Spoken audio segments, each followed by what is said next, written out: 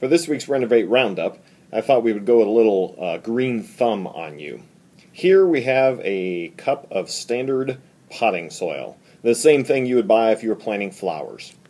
And here, right here, get it in front of the camera real good, here we have a seed.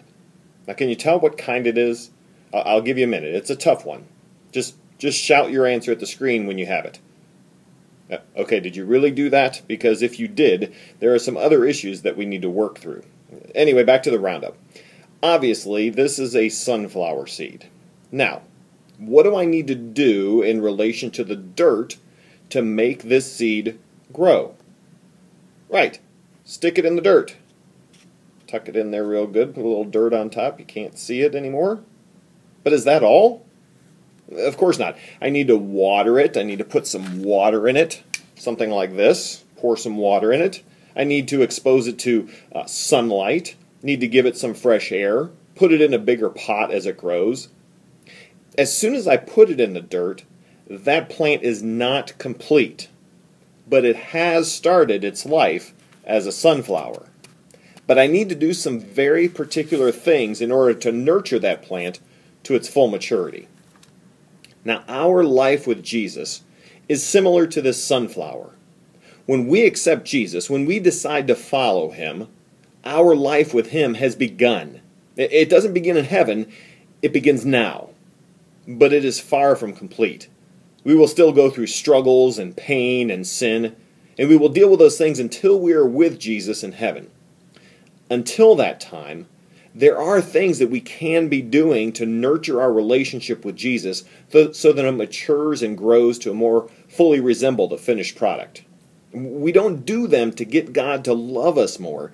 He can't love us more than He already does. We do them out of appreciation for His gift to us. The things we do to nurture that relationship are things like taking time to pray, having a conversation with Him. Things like reading our Bible, so we can know what kind of people God wants us to be. Things like fellowship, hanging out with other Christians who will help us keep on the right path. Unfortunately, too many of us, and too many teenagers, I'm afraid, leave it at putting their seed in the dirt, and it ends right there. And that's part of why the church, the Big C church, sees so many teenagers slip away from their faith after high school. It just did not have a strong root system. The question I have for you is, what kind of nurture are you giving your seed? Not your kids, but yours. Because if you're not nurturing your seed, if your kid doesn't see you doing anything to grow and strengthen your faith, then they won't really see the point in it. We can talk all about how we want it here at church, but we only have your kids for about 40 hours a year. You have them for 3,000.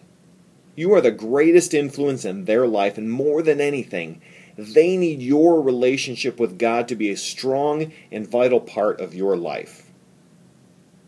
If you were looking for a way to discuss what we talked about at Renovate, why don't you simply ask them, what are you doing to nurture your relationship with Jesus?